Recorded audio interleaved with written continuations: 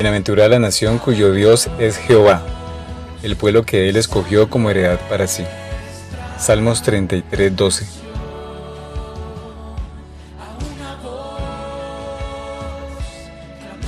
Buenos días, los saludo hoy 21 de julio, mes donde declaramos Colombia tierra de bendición.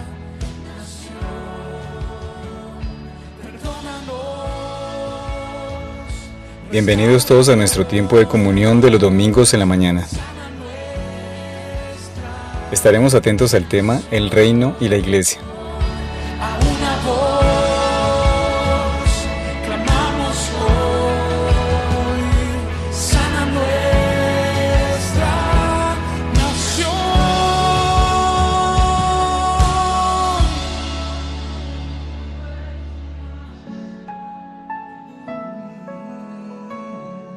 Buenos días. En este mes de julio estamos enfocando el tema el reino y hoy nos corresponde el reino y la iglesia. El primer domingo vimos el reino y el linaje creado y el segundo domingo, que fue hace 8 días, vimos el reino y el linaje llamado. Hoy vamos a ver el reino y la iglesia. Oramos nuevamente. Padre, en el nombre de Jesús, te damos muchas gracias por todas las cosas, Señor. Estamos delante de ti, hemos podido exaltar, bendecir tu nombre y ahora estamos listos para recibir todo tu consejo. Háblanos, Señor, envía tu luz y tu verdad. En el nombre de Jesús, amén. Para nuestro tema del reino y la iglesia, inicialmente ubiquémonos en Mateo capítulo 21.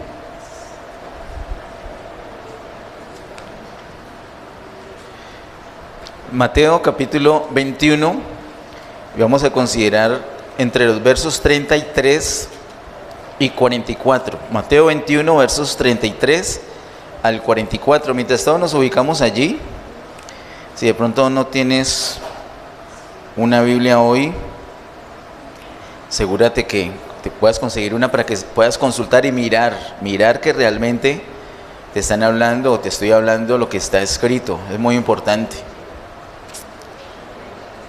No es novedad que muchas personas hablan supuestamente en el nombre del Señor y dicen cosas que no están escritas, entonces es mejor asegurarse.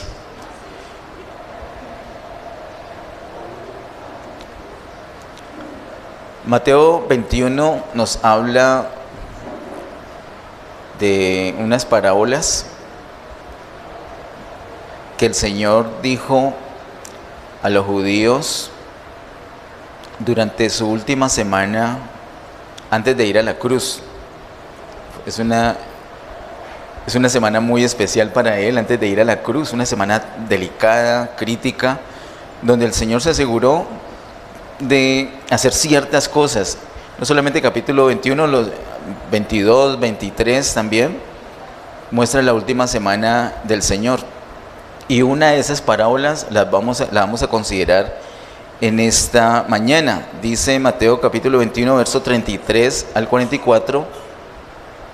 Oíd otra parábola. Hubo un hombre, padre de familia, el cual plantó una viña.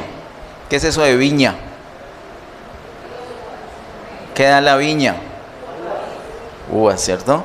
La cercó de vallado, cavó en ella un lagar. ¿Qué es eso del lagar? ¿Está asociado con la viña o el lagar o no? ¿No está asociado? ¿Para qué es el lagar?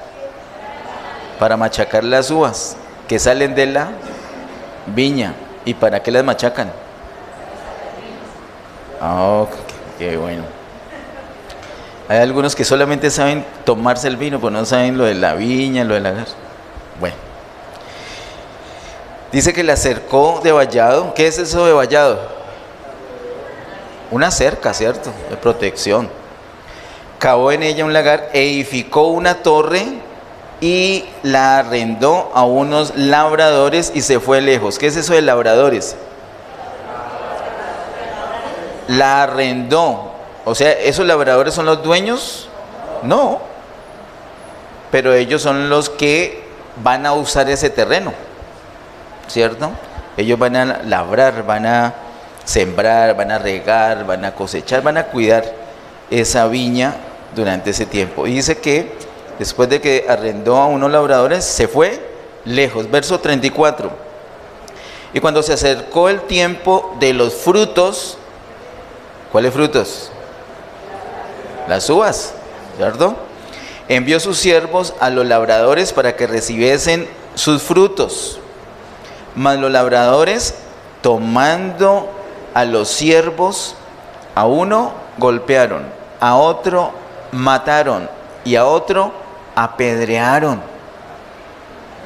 Envió de nuevo otros siervos, más que los primeros, e hicieron con ellos de la misma manera. O sea, ¿qué les hicieron a esos otros siervos? Los golpearon, los apedrearon, los mataron, ¿cierto? Bien. Verso 37, finalmente les envió su hijo, diciendo, tendrán respeto a mi hijo. Mas los labradores, cuando vieron al hijo, dijeron entre sí, este es el heredero, venid, matémosle y apoderémonos de su heredad.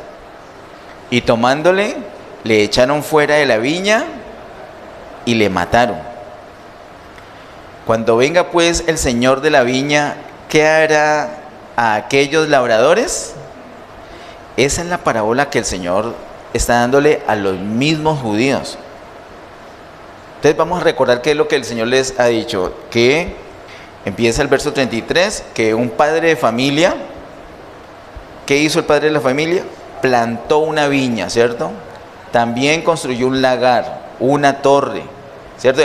Y hizo un vallado para proteger eso. La arrendó a unos labradores. Cuando llegó el tiempo de la cosecha, mandó a sus siervos por su parte de los frutos. ¿Qué hicieron con esos siervos? Los golpearon, los apedrearon, los mataron a otros.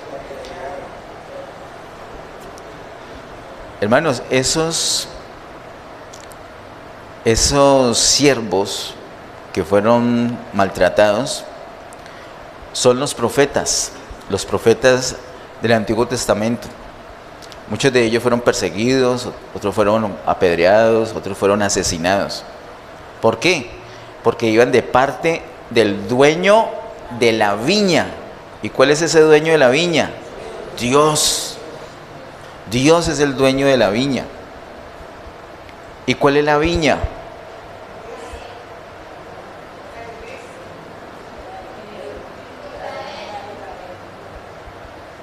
La viña es el pueblo de Dios, que como vimos el domingo pasado, Dios inició con un hombre llamado Abraham. Abraham, que luego se llamó Abraham. Esa es la viña, el pueblo de Dios. ¿Y qué se espera de la viña? ¿Qué esperaba el dueño de la viña? ¿Qué esperaba de esa viña? Frutos. ¿Y tuvo frutos? No, antes cuando mandó por los frutos, mataron a los siervos, que son, insisto, los profetas del Antiguo Testamento. Pero dice el verso 33, envió de nuevo, ¿qué dice tu Biblia? En el verso 36, envió de nuevo, ¿qué? Otros siervos. No son lo mismo, son otros siervos. Esos otros siervos, queridos hermanos, son los apóstoles. ¿Y a dónde fueron enviados esos apóstoles? A la misma viña, no a otra, a la misma viña, a recoger los frutos. ¿Y qué sucedió? ¿A ellos sí los atendieron bien? No, no los atendieron bien. Hicieron lo mismo que con ellos que lo que habían hecho ya con los profetas. Esos son los apóstoles. Yo solamente les estoy diciendo así porque sobre esta parábola ya hablamos. Si mi memoria no me falla, eso fue en el año 2021. Y puedes consultar esas prédicas en el canal de YouTube. Unas parábolas que el Señor dio a los judíos la última semana antes de ir a la cruz. Son unas parábolas bien interesantes. Luego dice el verso 37 que envió ¿a quién? A su hijo. ¿Quién es ese hijo? Jesús, sin duda. Él vino por lo suyo. De hecho, como nos recordó el hermano Alexander ayer, vino a lo suyo. ¿Y lo recibieron? No. ¿Qué hicieron según el verso 37? O según el verso 38. Lo mataron. ¿Por qué lo mataron? Porque era el heredero. ¿Qué problema cuando hay una herencia, no? ¿Han tenido por ahí alguno ha tenido problema cuando hay una herencia? Ay, mientras que no haya herencia, los hermanos se aman, pero cuando hay herencia, ¿qué problema? Eso no se querían, pues. ¡Qué lío! ¡Qué lío! Así que es mejor todo lo relacionado con la herencia, dejarlo clarito ya en vida, para que después no sea un enredo. Ay, no. Por lo menos, si me llega a suceder algo, si no estoy, yo le dejo el gato amarillo, se lo dejo a Juan David para que haga pareja con Luca. A Ana Patricia le dejo la gata. A Sara le dejo a Turrón, aunque Isa quiere a Turrón, pero ya a Sarita le devolvemos a Diamante. Ya queda. Y la mona la rifamos entre toda la iglesia. Rifa todo generoso. Eso es un lío, lo de la herencia. Entonces, habían unos intereses allí. Entonces ellos echaron el ojo. Este es él. A los otros no los mataron por eso. ¿Sí nota? Pero este es el heredero, este hay que matarlo. Al matarlo nos quedamos nosotros con cosas que le pertenecen legalmente a él. Ese es el Señor Jesús. Y entonces, ¿quiénes son estos labradores?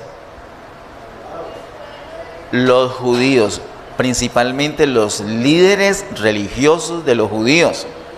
Los líderes religiosos tenían que cuidar esa viña y sacar ¿qué? Frutos, y darle esos frutos ¿a quién? Al dueño. ¿Podían disfrutar de la viña? Sí, pero no eran los dueños. Tenían que darle de los frutos al dueño. Muy bien. Pero estos lo que hicieron fue matar a los siervos y a los otros siervos también, incluso al mismo hijo lo mataron. Y luego el Señor les hace una pregunta. Mire, les está hablando con los mismos asesinos, con los mismos labradores, se lo está diciendo en la cara. El Señor es tremendo. Y les hace una pregunta en el verso 40. Cuando venga pues el Señor de la viña, ¿qué hará a aquellos labradores? Mire la respuesta que ellos mismos dijeron. Verso 41. Le dijeron: a los malos destruirá sin misericordia y arrendará su viña a otros labradores que le paguen el fruto a su tiempo. Ellos mismos están diciendo. Verso 42. Jesús les dijo: ¿nunca leísteis en las Escrituras: la piedra que desecharon los edificadores ha venido a ser cabeza del ángulo? El Señor ha hecho esto y es cosa maravillosa a nuestros ojos. Y Señor, porque estamos hablando de una viña y sale con una edificación, sale con alguien que ha venido a ser cabeza del ángulo. La piedra que desecharon los edificadores. Pero aquí no estamos hablando de edificadores, estamos hablando de labradores. Y de un momento a otro el Señor como que les cambió el tema. Y luego dice el verso 43: por tanto os digo. Pero entonces espérate un momentico. Si empieza diciendo por tanto, entonces no cambió el tema. No cambió el tema. Porque él no siguió con otro tema, sino que está diciendo por tanto. Ha hecho una afirmación y luego se está pegando ahí para decir una conclusión. Dice por tanto ¿qué? Verso 43. Por tanto os digo que el reino de Dios será quitado de vosotros. ¿Quiénes son esos vosotros? ¿Quiénes? Los judíos, ¿sí? Será quitado de vosotros y será dado a gente que produzca los frutos de él. O sea, ya el reino de Dios, ¿dónde estaba el reino de Dios según ese verso 43? Con los judíos, con el pueblo de Israel. Pero en este momento el Señor está haciendo una declaración, que el reino de Dios va a ser quitado de los judíos y se lo va a dar a otra gente. Cuando habla de gente, está hablando de nación. La palabra que se utiliza allí original es nación. Gentes es lo mismo que nación. Aquí está usando esa misma palabra. O sea que quita el reino de la nación Israel y se lo va a dar a otra nación. ¿Qué característica tiene esa otra gente? Según el verso 43, que ellos no van a hacer lo mismo, sino que ellos iban a producir los frutos de él. Verso 44. Y el que cayere sobre esta piedra, vuelve otra vez con el cuento de la piedra. Definitivamente el Señor no cambia tema. Está hablando lo mismo. Cuando está hablando de piedra y cuando está hablando de edificación, está hablando de lo mismo, de una labranza, de gente, de cosas que tienen que ver con los labradores. Y hay que entender, hay que mirarlo con cuidado. No pensemos que son cosas distintas. Dice el 44, y el que cayere sobre esta piedra será quebrantado, y sobre quien ella cayere le desmenuzará. Uy, tan feo, una piedra peligrosa. Lo que sí podemos entender muy fácilmente en la parábola es que el Señor le quitó el reino al pueblo de Israel y se lo va a dar a otra gente. Hoy en día sabemos a qué gente se lo dio. A la iglesia. Hoy en día por toda la palabra que tenemos. Y de hecho el tema de hoy es ese, el reino y la iglesia. Y era importante mirar este momento exacto que está en Mateo capítulo 21, verso 43, bien exacto, donde el Señor quita el reino de Israel y lo da a otra gente, a otra nación, a otro pueblo, y ese pueblo es la iglesia. Allí no lo dice específicamente, aquí no. Pero sí está la advertencia que lo quita de Israel y lo va a poner sobre otra gente. Luego ya miraremos que esa otra gente es la iglesia. Eso es fácil de entender, todo esto que he dicho hasta ahora. Pero el asunto de la piedra, como que el Señor, ¿por qué mete eso allí? En el verso 42 y en el verso 44 habla de esa piedra. El verso 42 dice, Jesús les dijo, ¿nunca leísteis en las Escrituras la piedra que desecharon los edificadores? ¿Quiénes son esos edificadores? El pueblo de Israel, pero específicamente los líderes religiosos de Israel, que ellos ¿qué tenían que hacer? Cuidar la labranza para que diera frutos. Cuidar la labranza para que dé frutos equivale a edificar. Pero ¿cuál fue el problema? ¿Por qué fracasaron como edificadores? El verso 42 dice, la piedra que desecharon los edificadores ha venido a ser cabeza del ángulo. Ellos desecharon la principal piedra, que era un requisito, que era esencial para poder edificar. Hay dos cosas que la hace esenciales, que le hace esencial, a esta piedra. Hay dos cosas. Una de ellas es mencionada acá, y es el hecho de ser cabeza del ángulo. El año pasado, con Efesios capítulo 2, tuvimos mucha claridad de qué es eso de una piedra angular o piedra que es cabeza del ángulo. Es literal, es para la edificación y va en un ángulo, o sea, en una esquina. Por ejemplo, esta acá. ¿Y qué hará esa piedra que es para edificación y que va en todo un ángulo?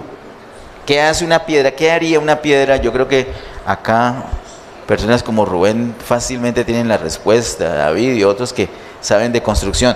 En una piedra colocada en todo ese ángulo, en la intersección de esta pared con esta pared, ¿para qué servirá? Para dar dirección, para sostener, para amarrar. ¿Para amarrar qué? Está uniendo esta pared con esta pared. El año pasado, terminando el año pasado, vimos en Efesios 2 cuáles son esas paredes, ¿recuerdan? Una se trata del pueblo Israel y el otro se trata del pueblo gentil. Por eso detestan los judíos tanto al Señor, porque el Señor es cabeza del ángulo, es la piedra angular. Lo detestan porque los judíos no quieren nada con otros pueblos que no son judíos, no quieren nada con los gentiles. Pero el Señor, ¿qué hizo? Unió en una sola edificación a judíos y a gentiles. Él es la piedra que une, Él es la piedra angular, es la piedra que está en todo el ángulo para facilitar, para poder hacer posible la edificación. Sin esa piedra angular no hay edificación. Y la piedra angular, preciso la piedra angular, fue desechada por los edificadores. Ellos no lo recibieron, antes lo mataron, antes lo llevaron a la cruz.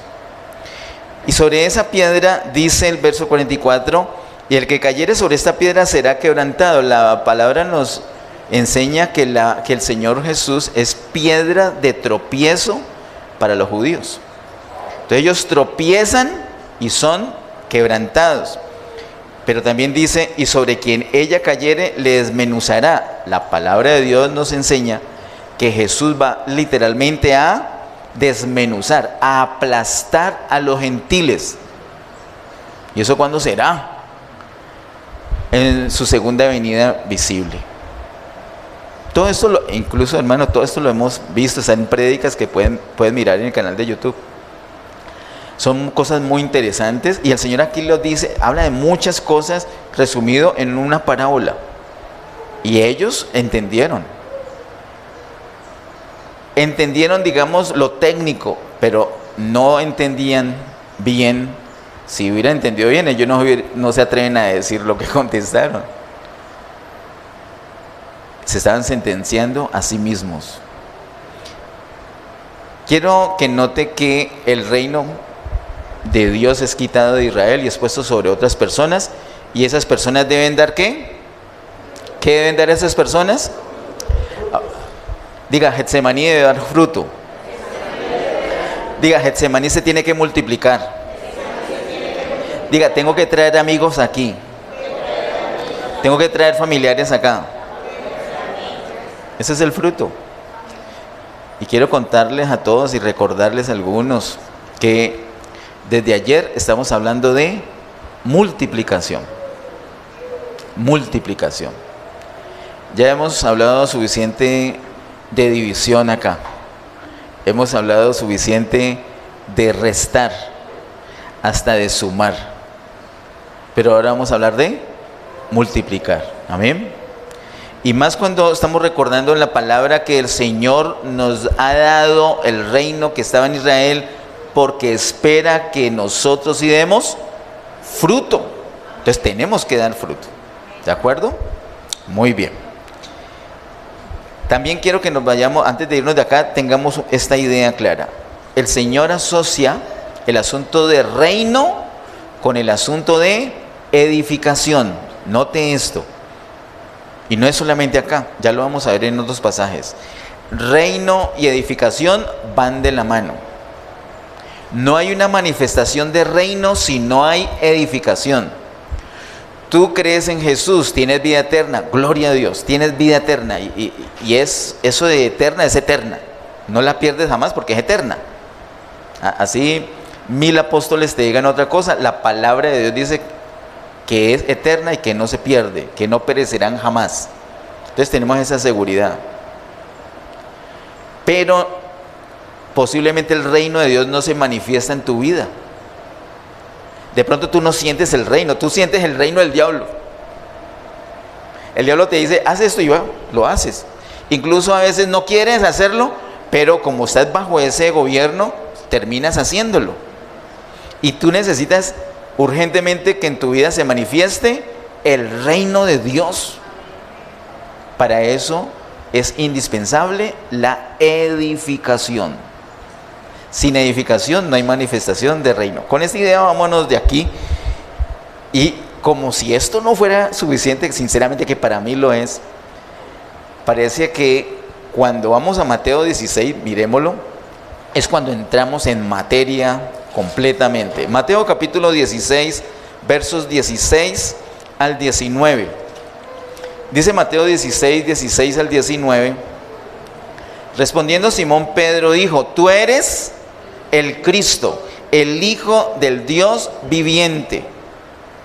Entonces le respondió Jesús: bienaventurado eres, Simón, hijo de Jonás, porque no te lo reveló carne ni sangre, sino mi Padre que está en los cielos. Y yo también te digo que tú eres Pedro, y sobre esta roca edificaré mi iglesia, y las puertas del Hades no prevalecerán contra ella. Y a ti te daré las llaves del reino de los cielos. Y todo lo que atares en la tierra será atado en los cielos, y todo lo que desatares en la tierra será desatado en los cielos. Vamos a ir despacio sobre esto, pero despacio. Empecemos por la última parte, que dice: y todo lo que desatares en la tierra será desatado en los cielos. Eso le está diciendo al apóstol Pedro específicamente, pero también a otro grupo, a la iglesia. Ahorita lo vamos a ver bien despacio. El Señor le ha dado a la iglesia, ¿qué le ha dado? Una potestad, porque dice: todo lo que desatares en la tierra será desatado en los cielos, pero también ha dicho: y todo lo que atares en la tierra será atado en los cielos. Tanto atar como desatar es una potestad, una capacidad que el Señor le dio ¿a quién? A la iglesia. ¿Dónde está eso? En Mateo 16. Miremos por favor en Mateo capítulo 18, los versos 17 y 18. Mateo 18, versos 17 y 18 dice: si no los oyere a ellos, dilo a la iglesia. Y si no oyere a la iglesia, tenle por gentil y publicano. De cierto os digo que todo lo que atéis en la tierra será atado en el cielo, y todo lo que desatéis en la tierra será desatado en el cielo. Quise mencionar esos versos, y precisamente el 17 y el 18, porque muestran que es a la iglesia que el Señor le ha dado ese poder. ¿Poder para qué? Para atar en la tierra o para desatar en la tierra. Y cuando se ata en la tierra, lo que se ate aquí en la tierra es atado en el cielo, o lo que se desate aquí es desatado en el cielo. Es una potestad que el Señor le ha dado a la iglesia. Es un poder, es una autoridad, y eso nos habla de reino. Reino que se manifiesta actualmente ¿dónde? En la iglesia. Lo vemos en Mateo 16, lo vemos en Mateo 18. Hay muchas cosas que decir. Es fascinante mirar más detenidamente de qué se tratan esos versos 17 y 18, pero hoy nos vamos a aguantar las ganas de ahondar allí, porque tenemos otro enfoque. En otra ocasión lo miramos, pero quiero que note que está relacionado con el reino. Volvamos a Mateo capítulo 16, y ya vimos el asunto de atar y desatar, pero ahora miremos un poquito, vamos como en reversa, miremos lo que hay antes en el verso 19. El verso 19 dice: y a ti te daré las llaves del reino de los cielos. ¿A ti? ¿A quién? ¿Con quién está hablando el Señor? Está hablando con el apóstol Pedro. ¿Qué le dio el Señor al apóstol Pedro? Las llaves del reino de los cielos. Es decir, con esas llaves abre el reino de los cielos. ¿Dónde las usó Pedro? Por favor, vamos a darle una miradita, solamente una miradita, porque es un texto bastante conocido. Hechos capítulo 2, versos 38 al 41. En Hechos capítulo 2, versos 38 al 41, dice: Pedro les dijo: arrepentíos y bautícese cada uno de vosotros en el nombre de Jesucristo para perdón de los pecados, y recibiréis el don del Espíritu Santo, porque para vosotros es la promesa, y para vuestros hijos, y para todos los que están lejos, para cuantos el Señor nuestro Dios llamare. Y con otras muchas palabras testificaba y les exhortaba diciendo: sed salvos de esta perversa generación. Así que los que recibieron su palabra, ¿qué quiere decir recibir la palabra? Creerla. Así que los que recibieron su palabra fueron bautizados y se añadieron aquel día como 3.000 personas. Dice, se añadieron. No dice a qué, pero dice que se añadieron. Se añadieron como 3.000 personas. ¿A quiénes se añadieron? A un grupito que había aproximadamente, ¿alguien recuerda de cuántos? Aproximadamente como de 120. O sea que ahora no eran 120, ahora eran ¿cuántas? 3.120. ¿Y cómo se añadieron? Porque recibieron una palabra que predicó el apóstol Pedro. Un poquito más adelante, allí en el mismo capítulo 2, verso 47, dice, alabando a Dios y teniendo favor con todo el pueblo, y el Señor añadía cada día a la iglesia los que habían de ser salvos. Aquí dice explícitamente dónde los añadía. ¿A dónde? A la iglesia. O sea que la iglesia antes, ¿cuántos eran? 120. Y después de esta prédica y que recibieron la palabra, ya eran más de 3.000. Más de 3.000. 3.120 ahí mal contados. Muy bien. Aquí Pedro usa las llaves del reino de los cielos y abre literalmente las llaves del reino de los cielos para unas personas, para el pueblo judío. Pero dice explícitamente el verso 47 que esas personas eran añadidas ¿a dónde? A la iglesia. ¿Sí ves la relación del reino y la iglesia? Actualmente es en la iglesia donde se manifiesta el reino, y particularmente el reino de los cielos. Hay una diferencia, lo hemos hablado acá, entre el reino de Dios y el reino de los cielos. Yo sé que no todos lo tenemos tan claro. No se preocupe por eso. El Señor nos va a ayudar a entenderlo. Después se va a volver muy cotidiano, les aseguro. Así como, mire, ustedes saben que, ¿qué quiere decir Emanuel? Miren, ¿ya se volvió cotidiano eso o no? ¿Dónde mataron al Señor Jesús? ¿Pero en qué lo ahorcaron o qué? Le pegaron un tiro, crucificado. Eso se volvió ya cotidiano.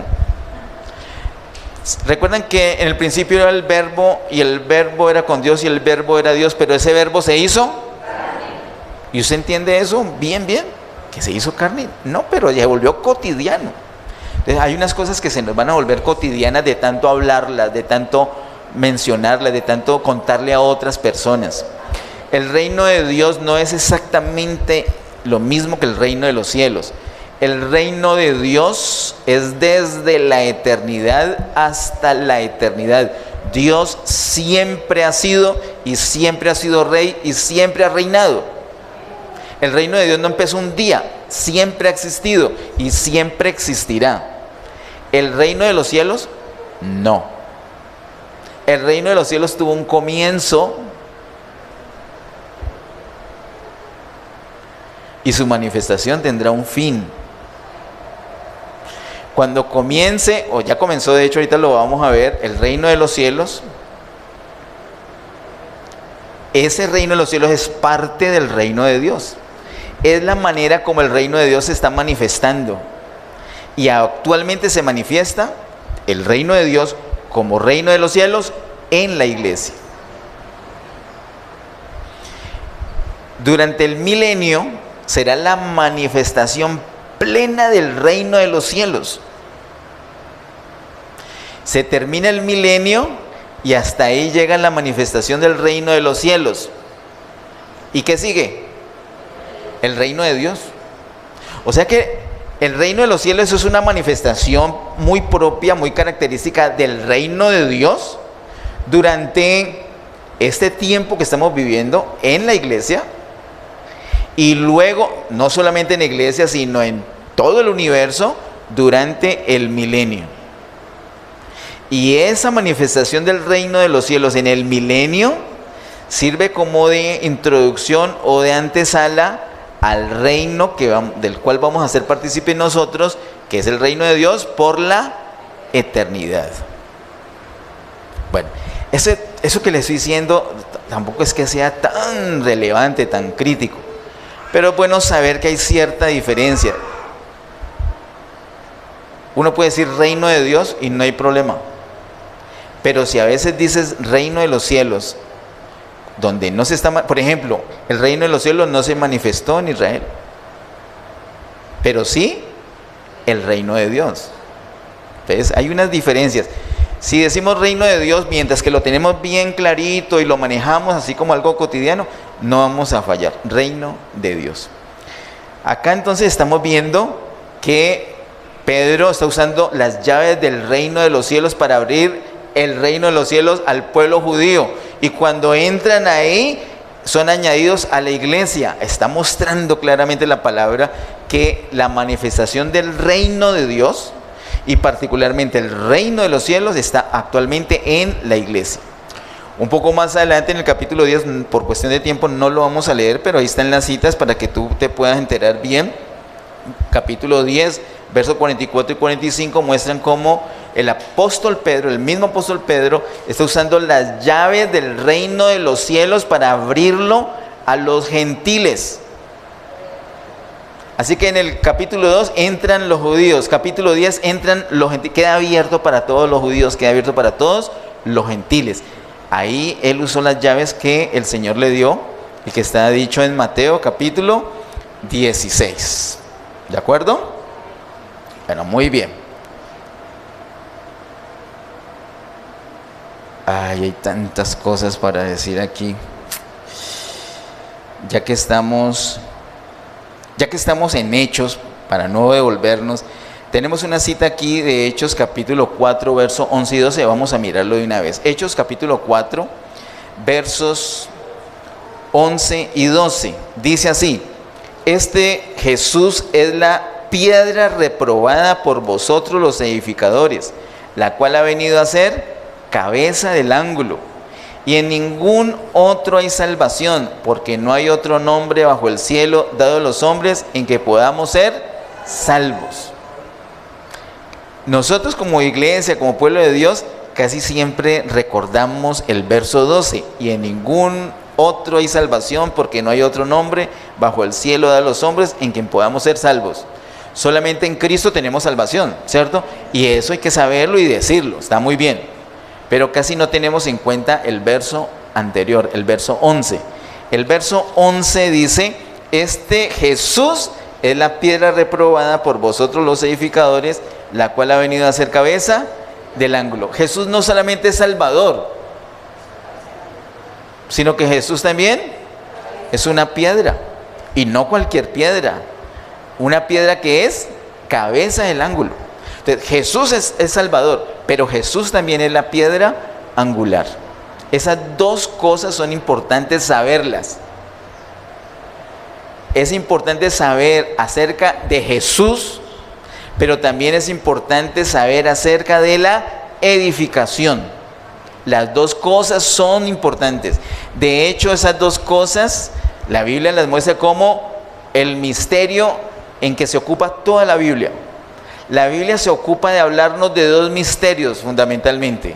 El misterio de Dios, que es Cristo, y el misterio de Cristo, que es la iglesia. O sea que los dos grandes misterios que nos habla la Biblia son Cristo y la iglesia.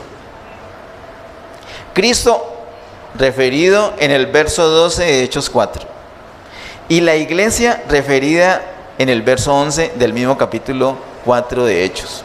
La edificación, esa es la iglesia.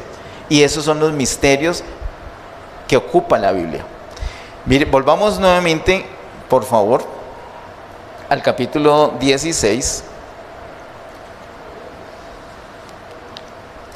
Capítulo 16 de Mateo.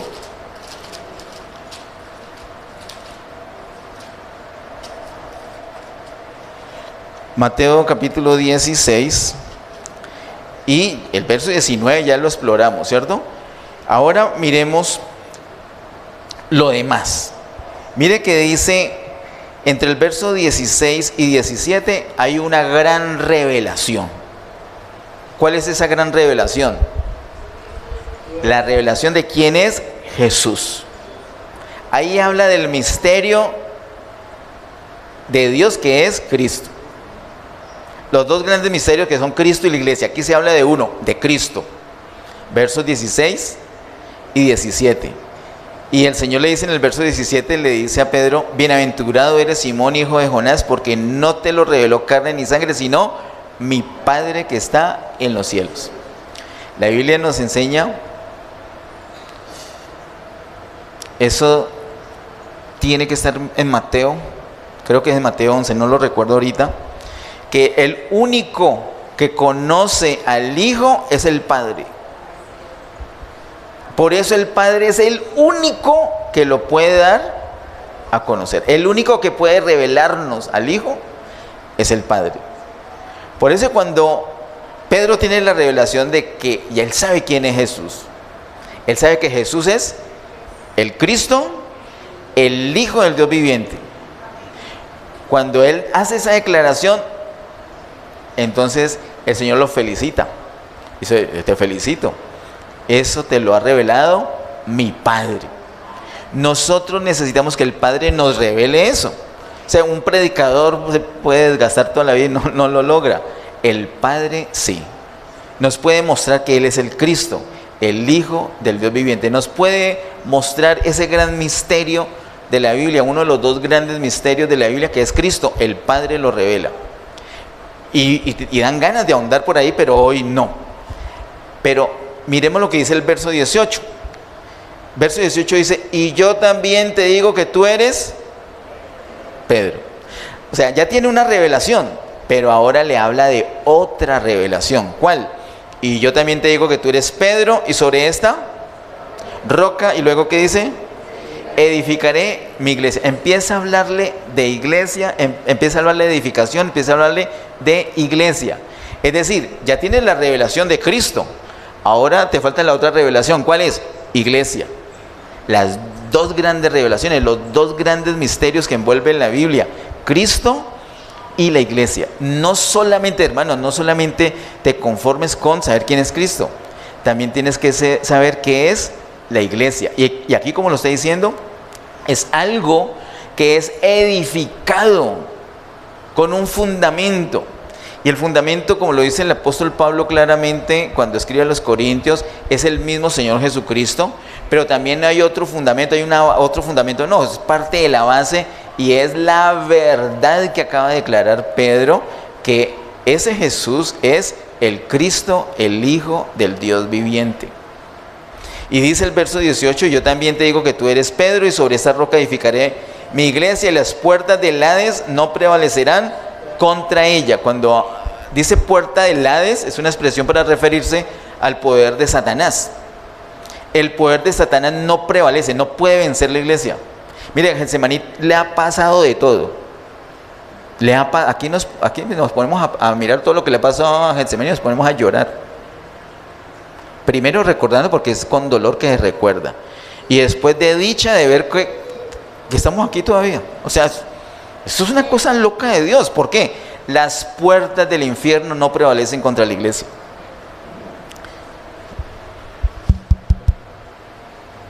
Hola.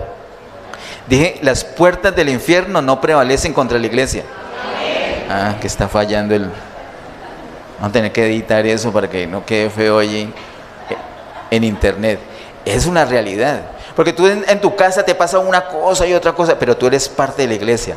Y el diablo no te la puede montar así de sencillo. Ah, pero es que yo veo otra realidad. Volvemos al tema de ayer. Pero es que yo no me pierdo los 20 de julio aquí. No son indirectas, son directas. Mira, ¿sabes qué vimos ayer? Que el hombre empezó a andar por lo que sentía, por lo que pensaba, por lo que quería, por emociones, en vez de regirse por la palabra de Dios.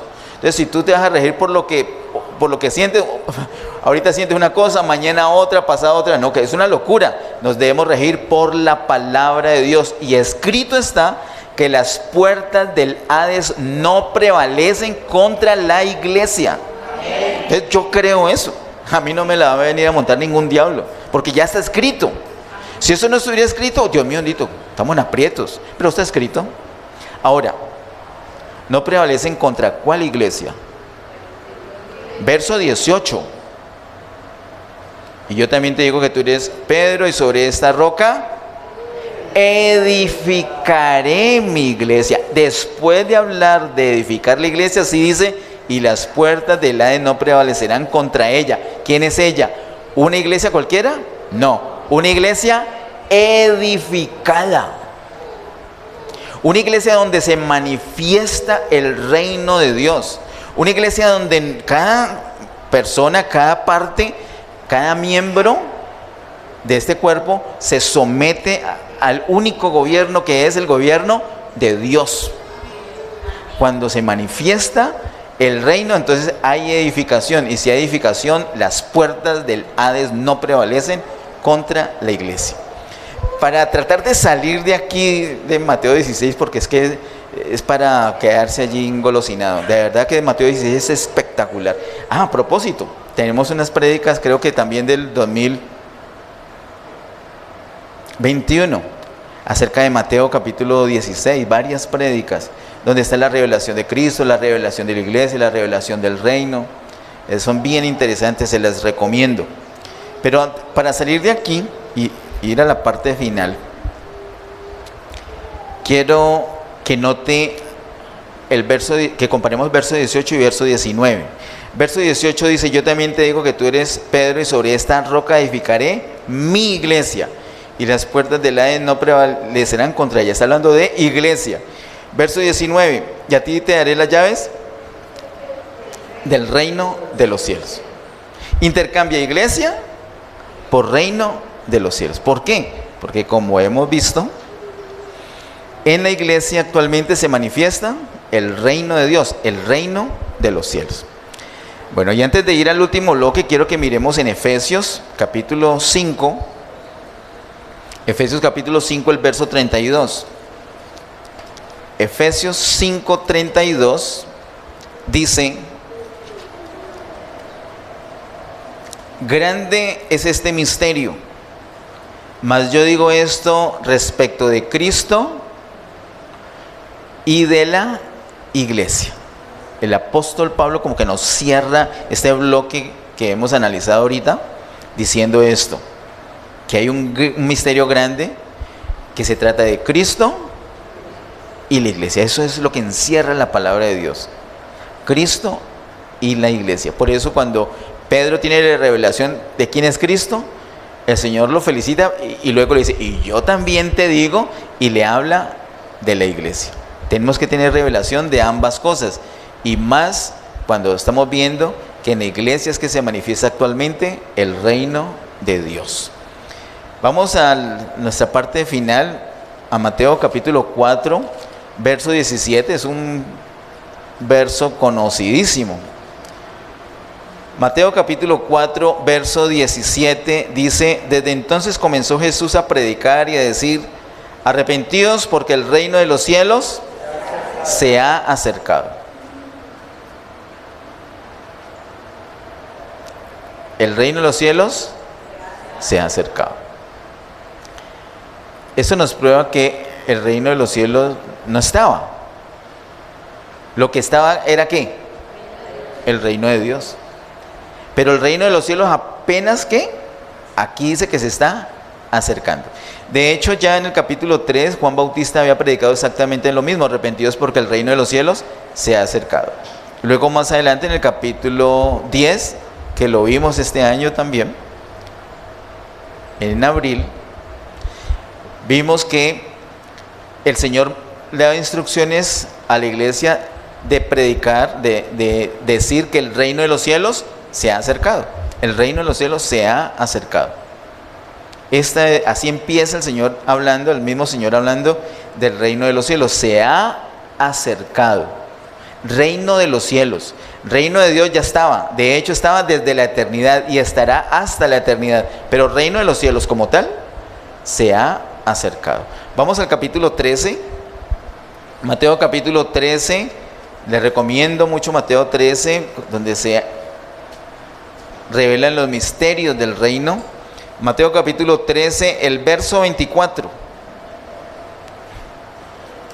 El verso 24 es un quiebre en el Evangelio de Mateo que nos revela el reino. Es un quiebre. De ahí en adelante es otra cosa.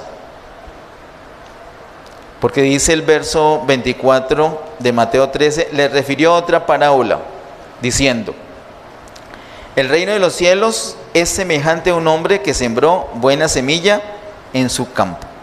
Desde ahí empieza el Señor Jesús a decir, el reino de los cielos es semejante a. Y dice el verso 24 empezando, ¿le refirió qué? Otra parábola. Otra, o sea, ya les había hablado una. ¿Recuerda alguien qué parábola fue la que ya les había hablado? ¿Qué es la primerita parábola que se encuentra en Mateo 13? La del sembrador. No nos quedemos con la curiosidad. Miremos en el verso 3 cómo empieza esa parábola. Mateo 13:3 dice, y les habló muchas cosas por parábolas diciendo, ahí empiezan las parábolas. He aquí, el sembrador salió a sembrar. Así empieza. Esa parábola no empieza diciendo, el reino de los cielos es semejante a... No. ¿Por qué? Porque apenas va a sembrar una palabra del reino, una semilla. Y cuando se siembra la semilla, da un fruto, y ese fruto es el reino. Por eso es que es tan importante la edificación. Y cuando ya está el reino, ahora sí, desde la segunda parábola que está en el verso 24 en adelante, otras parábolas, muchas parábolas, ya él dice, el reino de los cielos es semejante a. ¿Por qué? ¿Qué nos está diciendo esto? Que allí ya empieza la manifestación del reino. ¿Pero qué reino dice específicamente el verso 24? El reino de los cielos. Y como hemos visto, ¿dónde se manifiesta el reino de los cielos actualmente? En la iglesia. Desde aquí entonces, Mateo 13:24, empieza la manifestación del reino de los cielos, que se manifiesta en iglesia solamente. Si vas a un banco con un asunto, el banco, no esperes que el del banco manifiesta el reino de los cielos. De pronto te va a hacer una trampa. Es muy difícil que en un banco no te hagan una trampa. Es más, no hacen cosas ilícitas, todo es lícito. La trampa es lícita. O sea, no son delincuentes, es un sistema que opera así, pero no es conforme al reino de los cielos. No es conforme al reino de los cielos.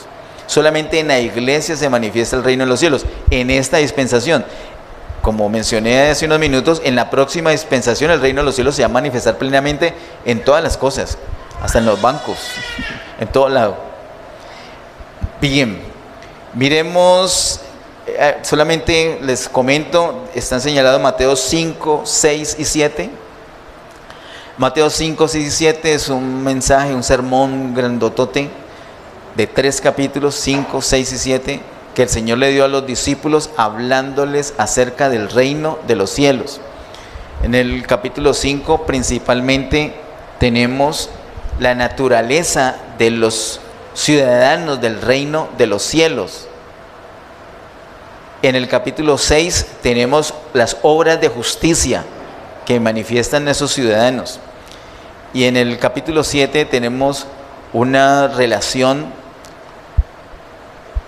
que tenemos nosotros, una relación, un cuidado que debemos tener nosotros con las cosas del mundo y particularmente con la religiosidad.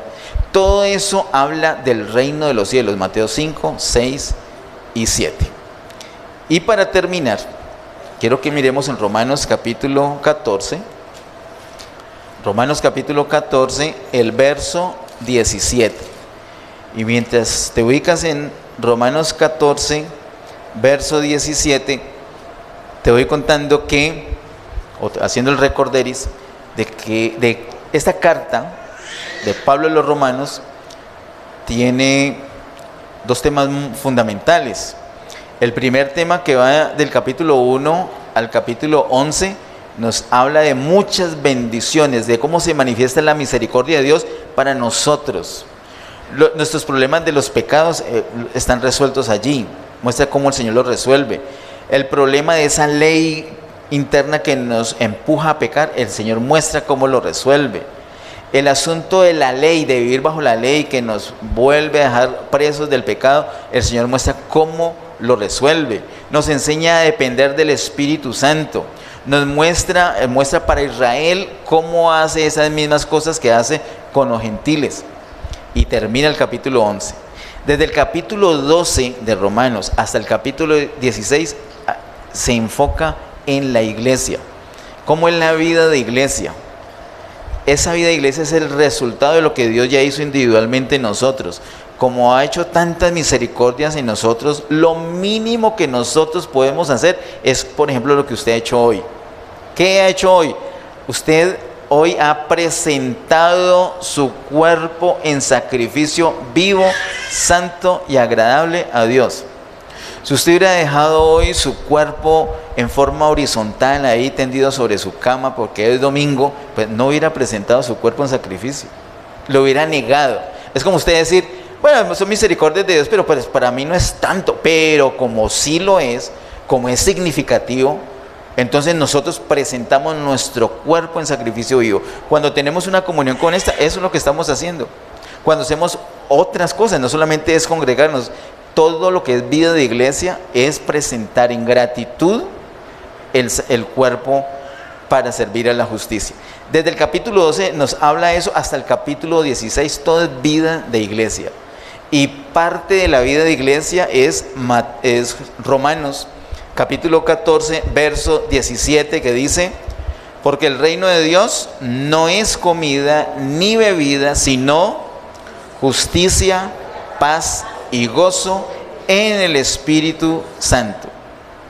Ese reino de Dios se manifiesta en nosotros como justicia, paz y gozo. Es justicia, paz y gozo en el Espíritu Santo. Este verso 17 está en un contexto, no es un contexto cualquiera, no es una ruedita suelta, está en el contexto de la vida de iglesia.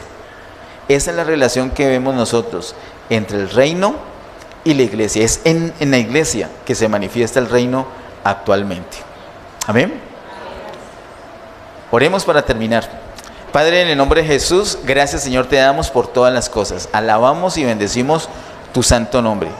Señor, gracias por tu palabra. Gracias, Señor, por confiarnos el reino. Ayúdenos, Señor, a estar en dependencia de tu Espíritu para poder dar el fruto que tú deseas. A ti te damos toda gloria, honra y honor por siempre. En el nombre de Jesús. Amén. Bendiciones.